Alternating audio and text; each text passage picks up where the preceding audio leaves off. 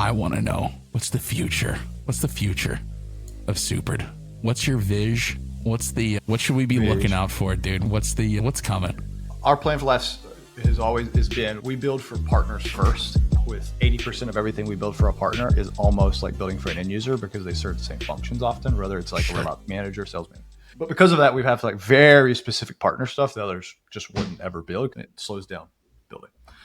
We're almost, and so our first was, hey, we're going to get 200 plus HubSpot partners, and we're going to have it ingrained. And then once we have that, we will then build and go to end users. And we will never have a $100 million company going just through partners. So the next thing that we're building is, we talk about this word adoption. I may change the word adoption to process compliance and enablement and adoption. And so we are going to help people that have methodologies, whether you're a partner or an end user.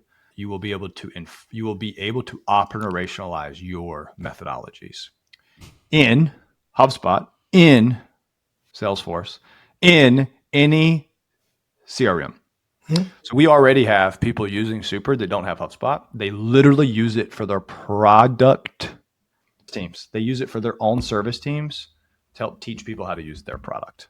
They have nothing to do with HubSpot. So you say, what is the future? The future is, we're going to help people take processes, take methodologies, operationalize those, and help people win.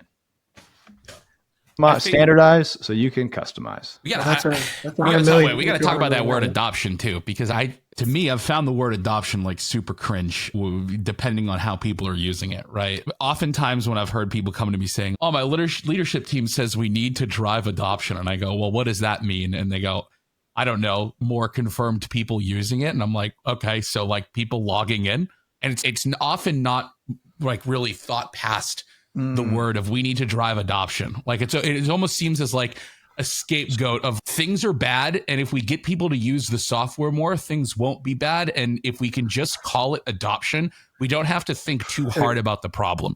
And you got to think about, what does adoption actually, who does that solve for? Because we're not doing it right. Because you're not doing it right.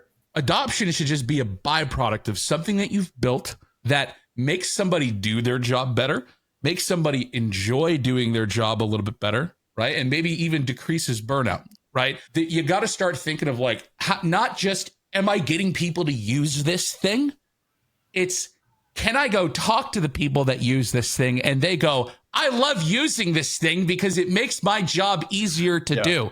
Cool. And it makes me feel more fulfilled. And I feel like I can actually help people, and it's helping me, and it's not a hindrance. That's what you should be going for, right? I'm going to add that. Not how many people logged in, right? People with software that are doing it right and building software companies in the correct way, there is to that moment. It is a metric that I need them to click this. I need them to do this 4 times. And by the 7th time they click here, they're in. They're cooked. Yep. They're cooked. They're smoking the crack forever, because that is a measurement path. I would hope Super does that. I'm sure you guys do. Like, if they do this much, if they just do these things, they will be lifelong.